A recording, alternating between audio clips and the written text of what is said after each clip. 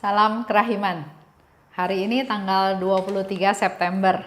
Kita akan baca dari 1351, itu doanya Suster Faustina, dan 1356, kehendak Allah. Kita mulai ya, dalam nama Bapa dan Putra dan Roh Kudus. Amin. Bapa kami yang ada di surga, dimuliakanlah namamu. Datanglah kerajaan-Mu, jadilah kehendak-Mu di atas bumi seperti di dalam surga. Berilah kami rejeki pada hari ini, dan ampunilah kesalahan kami, seperti kami pun mengampuni yang bersalah kepada kami. Dan janganlah masukkan kami ke dalam pencobaan, tetapi bebaskanlah kami dari yang jahat. Amin. Dalam nama Bapa dan Putra dan Roh Kudus. Amin. 1351. Ya Yesus, teladanku yang paling sempurna. Dengan mataku tertuju padamu, sepanjang hayatku aku akan mengikuti jejakmu, sambil menyelaraskan kodratku dengan rahmat seturut kehendakmu yang amat kudus, dan terangmu yang menerangi jiwaku, sambil berharap sepenuhnya pada pertolonganmu. 1356. Ya Allahku, aku siap menerima kehendakmu apapun juga bentuknya. Kemanapun juga engkau mengarahkan aku akan memuji engkau. Apapun yang engkau minta dariku akan kulaksanakan dengan pertolongan rahmatmu. Apapun juga kehendakmu yang kudus mengenai aku, akan kuterima dengan sepenuh hati dan segenap jiwaku, tanpa memperhatikan apa yang dituturkan oleh kodratku yang sudah rusak ini. 1351. Doanya Suster Faustina ya. Ya Yesus, teladanku yang paling sempurna.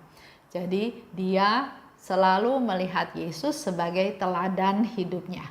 Kita pun tahu ya, kita tahu Tuhan Yesus, kita juga baca Alkitab, kita juga tahu dari homili, dari pengajaran, dari seminar ya tentang Tuhan Yesus. Tapi apakah kita meneladan apa yang dilakukan oleh Tuhan? Suster Faustina katakan, dengan mata tertuju padamu. Jadi Suster Faustina memang fokus hanya kepada Tuhan Yesus saja. Teladannya ya, teladan hidupnya. Dia tahu hidupnya Tuhan Yesus itu menjadi teladan hidupnya dia dari saat Yesus dipalungan sampai Yesus disalib. Itu seperti yang juga Tuhan Yesus katakan. Engkau harus meneladan aku, hidupku dari palungan sampai salib, sambil menyelaraskan kodratku dengan rahmat seturut kehendakmu yang kudus. Sambil menyelaraskan, jadi enggak otomatis langsung bisa meneladani Yesus dan melakukannya tanpa salah. Menyelaraskan, jadi mengatur, mencocokkan, membuat sedemikian rupa supaya yang tadinya tidak selaras menjadi semakin selaras, semakin sama. Dan terangmu menerangi jiwaku, sambil berharap sepenuhnya pada pertolonganmu. Jadi kalau dia punya niat untuk meneladani Yesus hanya dengan kemampuan sendiri, pasti nggak bisa. Kita juga sama. Kalau kita punya niat, semua orang pasti pengen ya melaksanakan kehendak Tuhan. Tapi kalau dengan keinginan sendiri, dengan niat sendiri, dengan kekuatan sendiri, nggak bakalan bisa. Di sini Suster Faustina memberikan satu contoh, sambil berharap sepenuhnya pada pertolonganmu. Jadi apapun yang dilakukan sambil, berarti step by step yang dia lakukan juga terus berharap adanya pertolongan Tuhan. Bukan sendiri, bukan semuanya sendiri, udah nggak bisa baru cari Tuhan, enggak juga. Sambil berharap, jadi sambil berjalan dengan waktu yang sama terus berharap untuk dapat pertolongan Tuhan. Ini satu ungkapan kerendahan hati, mengandalkan Tuhan. Di 13:56, aku siap menerima kehendak-Mu. Dikatakan di situ ya. Aku siap menerima kehendak-Mu, apapun juga bentuknya. Jadi bukan saya yang menentukan ya. Tuhan mau kasih apa, pokoknya saya siap menerima. Apapun bentuknya. Siap. Kemanapun Engkau mengarahkan aku akan memuji Engkau. Jadi enggak milih, Tuhan saya nggak mau ke sana, saya maunya ke situ. Tuhan yang ini saya nggak mau, saya maunya yang itu. Bukan ya. Siap artinya siap. Kemanapun Engkau mengarahkan aku akan memuji Engkau. Aku siap. Dikatakan siap karena dikatakan oleh Suster Faustina, apapun yang Engkau minta, aku akan melaksanakannya dengan pertolongan rahmat-Mu. Jadi bukan, wah Tuhan ini terlalu berat, saya nggak bisa. Tapi oke, kalau Tuhan yang suruh, aku akan lakukan dengan pertolongan rahmat-Mu. Ini satu ungkapan, satu pemberitahuan juga bahwa mungkin ada juga yang Suster Faustina nggak bisa lakukan. Tapi bukan nolak, tapi dia minta dengan pertolongan rahmat-Mu, aku bisa melaksanakan kehendak Allah. Apapun kehendak-Mu mengenai aku terima dengan sepenuh hati dan segenap jiwaku. Apapun kehendak-Mu Tuhan. Sama seperti dalam hidup kita sehari-hari ya. Ada orang juga yang tanya sama saya, Bu Esther, Tuhan gak sayang ya sama saya? Kok saya hidup seperti ini? Di keluarga yang broken home, yang kesulitan terus masalah ekonomi dari saya kecil sampai dewasa bahkan sampai sekarang. Saya menikah juga ketemu dengan suami yang seperti itu. Jadi seolah-olah nggak ada yang mendatangkan kebahagiaan buat dia. Yang ada cuma masalah demi masalah aja. Mari kita semua sebetulnya memikul salib, bukan dia aja. Cuma mungkin bedanya, dia mengumpulkan salib-salib itu dia kumpulkan. Dia nggak ngelihat lagi yang lain, nggak lihat solusi, nggak lihat hal lain, tapi waduh berat.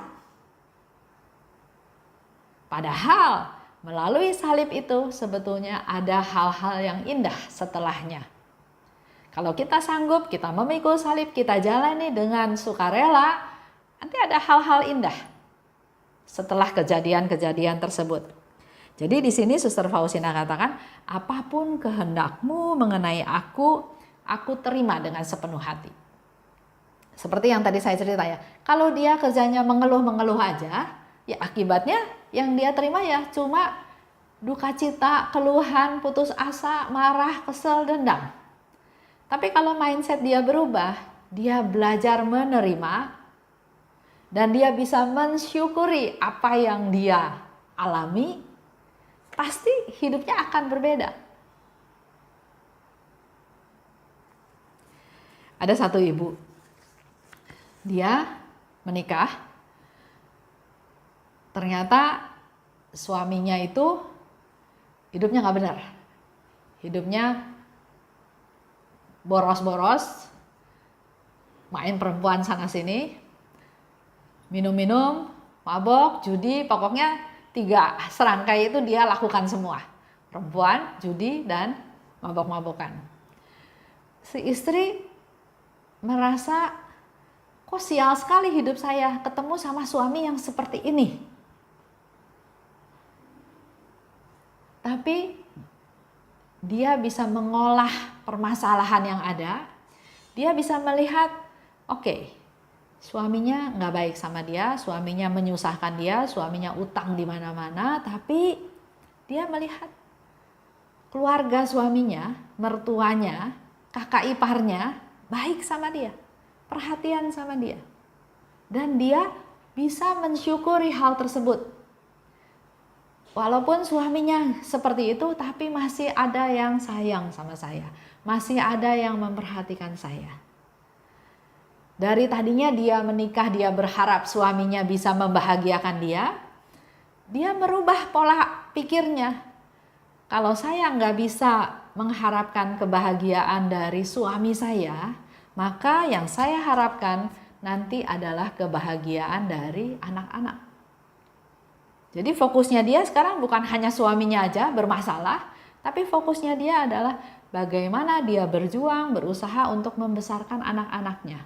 Dengan harapan suatu hari setelah anak-anaknya dewasa, dia akan juga bisa mengalami kegembiraan dengan melihat anaknya sukses, dengan melihat anaknya tidak seperti suaminya, dan seterusnya.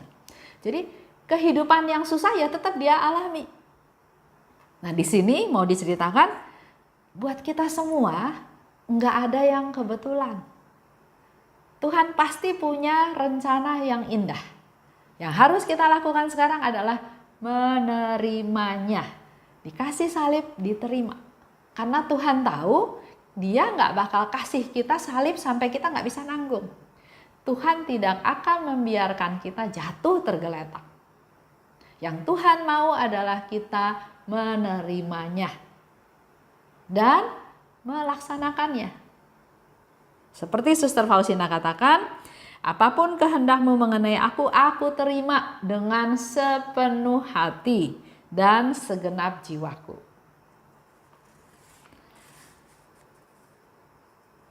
Seperti kita mau coba ngulang ya, apa yang dialami oleh Suster Faustina. Karena dia katakan kan, apapun kehendakmu mengenai aku terima, ya. Suster Faustina waktu kecil, waktu umur 7 tahun, dia mulai mendengar suara di mana Tuhan bilang, "Saya menghendaki kamu hidup lebih sempurna." Suka dibangunin malam-malam. Orang lain lagi tidur nyenyak, dia dibangunin sama malaikat untuk berdoa. Bahkan dalam doa pun bukan dipuji sama mamahnya, tapi diomelin, disuruh tidur. Tidur, jangan doa terus, jangan bangun terus. Kamu harus tidur, harus istirahat. Masuk biara. Yesus bilang, kamu harus masuk biara. Apakah diterima dengan tangan terbuka? Enggak. Orang tuanya larang dia, jangan masuk biara. Kamu tetap harus kerja karena kamu harus membantu keuangan keluarga, harus bantu membayar utang. Keluarganya hidupnya miskin ya. Selanjutnya, karena tetap Yesus minta dia masuk biara, akhirnya dia berusaha mencari biara. Kenyataannya nggak ada biara yang mau terima dia. Karena dia kurus, karena dia pendidikannya rendah, bahkan ada biara yang nggak mau terima dia karena dia bilang dia seorang pembantu. Biaranya bilang, kita nggak terima pembantu, kita terimanya suster untuk menjadi biarawati. Di kongregasi, apakah hidupnya enak? Enggak juga. Dijahatin sama suster-suster. Dibilangin sinting. Dibilangin males, nggak mau kerja, pura-pura sakit. Banyak hal ya. Bahkan hasil karyanya dihancurkan oleh temannya yang lain, oleh suster yang lain. Dia mau melayani Tuhan dengan baik. Dia banyak berdoa untuk jiwa-jiwa, untuk keselamatan jiwa-jiwa. Tapi yang Tuhan kasih apa? Sakit TBC. Sakit otomatis dia nggak bisa bergerak bebas, nggak bisa melayani dengan baik. Lebih sering ada di rumah sakit, diomonginlah sama suster yang lain. Pura-pura sakit karena dia nggak mau pelayanan. Dia malas. Selanjutnya, nggak selesai kan penderitaannya. Dia lanjut mengalami stigmata rohani. Dia mengalami penderitaan seperti yang Yesus alami waktu di atas salib. Tangannya dipaku, kakinya dipaku, lambungnya ditusuk tombak, kepalanya dimahkotai duri. Dia mengalami sakit tersebut, tapi nggak kelihatan. Itu lebih susah ya kalau kelihatan sakit. Contoh kayak Teresa Neumann yang saya pernah cerita di Jerman, jelas-jelas dia mengeluarkan darah. Jadi orang tahu dia lagi sakit, dia menderita.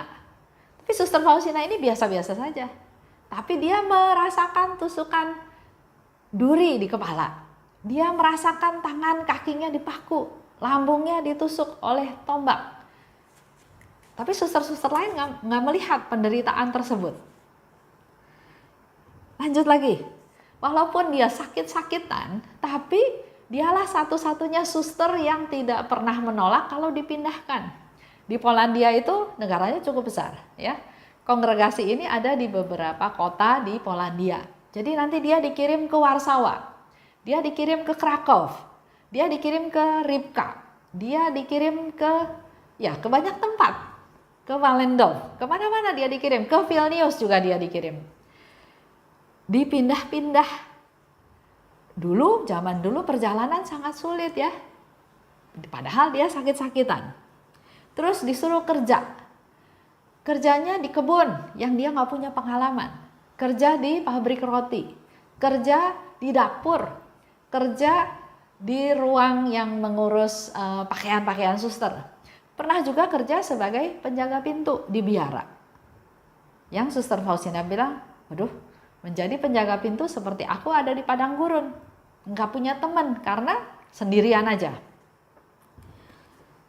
Hal yang lain yang dia alami, disalahpahami oleh teman-temannya. Dia mau melakukan perbuatan baik, dia bilang apa yang Yesus bilang, dibilangnya so suci. Nggak mungkin lah Tuhan Yesus bergaul sama kamu, ya. Itu mudah juga ada yang ngomong seperti itu. Yesus mau minta dibuat kongregasi baru. Suster Faustina bilang, saya nggak bisa, nggak punya kemampuan seperti itu. Tapi kalau kita baca diary-nya, terus-menerus Yesus minta ada kongregasi baru. Dia akhirnya bikin satu rencana, oke, kalau Tuhan mau saya ada kongregasi baru, dia bikin rencana. Kalau di kongregasi yang baru, artinya harus begini, harus begini, harus begini. Dia ngomonglah sama Muder, dia ngomonglah sama Bapak Pengakuan. Tapi apakah dapat support, dapat dukungan? Enggak. Dia bilang itu ditunda, nanti dibicarainnya lain kali lagi. Dan seterusnya ya. Yesus minta gambar kerahiman ilahi dilukis. Juga nggak gampang. Di satu pihak Yesus minta, di pihak lain nggak ada sarana yang bisa membantu dia supaya permintaan Tuhan Yesus itu terlaksana. Bahkan dia cerita sama Pastor Sopocko, Pastor Sopocko anggapnya, kamu sinting kali ya. Coba pastor juga usul ke Muder diperiksa kejiwaannya.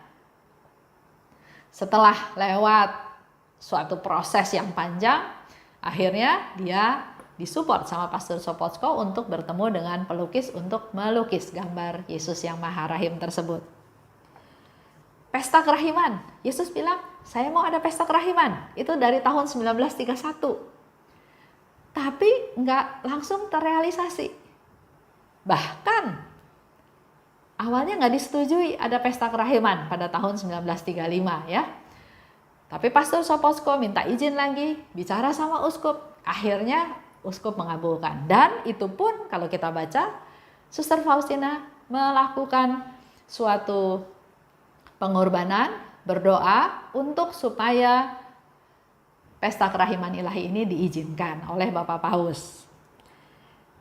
Cerita Yesus katakan, hidupmu harus meneladan hidupku dari palungan sampai salib. Kalau kita tahu cerita tentang Tuhan Yesus, dia waktu mau dilahirkan pun ada cacah jiwa ya, sehingga dia harus pergi. Bunda Maria masih dalam kandungan bersama Yusuf pergi ke satu tempat asalnya Yusuf dan melahirkan di sana. Masih belum setahun ada isu bahwa Herodes mau membunuh semua anak-anak bayi. Jadi harus pergi ke Mesir dan dia pergi ke Mesir. Yesus mengajar enggak diterima. Banyak orang yang mengusir dia, malah mau membuang dia dari atas gunung, malah mau membunuh dia. Yesus mengajar, Yesus menolong, Yesus menyembuhkan. Tapi yang dia terima adalah penderitaan. Dia nggak diterima. Bahkan akhirnya dia dijatuhi hukuman mati. Menderita bahkan sampai disalib. Semua itu Tuhan Yesus lakukan untuk kepentingan kita semua. Untuk orang lain, bukan untuk dirinya. Begitu pula yang Suster Faustina meneladani Yesus, yang dia lakukan bukan untuk dirinya dia sendiri, tapi untuk orang lain, untuk keselamatan jiwa-jiwa seluruh dunia. Itu aja untuk hari ini. Melaksanakan kehendak Allah. Kita tutup ya dengan doa. Dalam nama Bapa dan Putra dan Roh Kudus. Amin. Allah Bapa yang Maha Baik, terima kasih atas pengajaran pada hari ini. Kami juga mau belajar dari Suster Faustina untuk siap melaksanakan kehendak-Mu.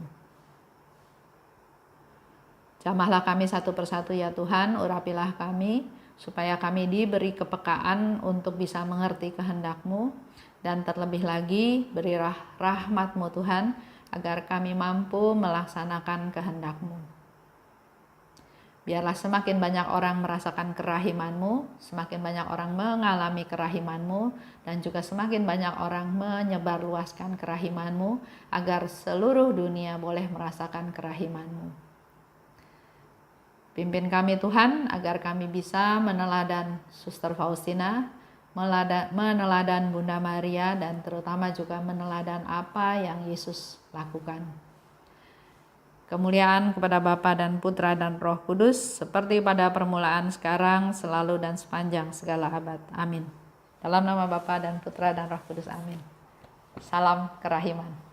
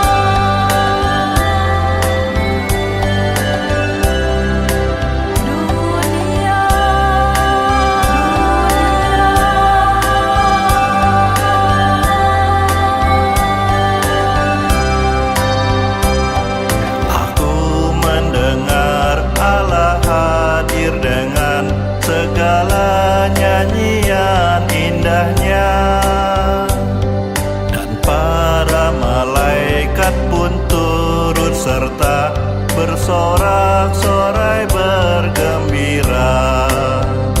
Aku rindu mempersembahkan kemuliaan kepada kerahiman-Mu, biar semua terjadi adanya, dan walaupun segala murka penghinaan tertumpah atas diriku, aku rela bagi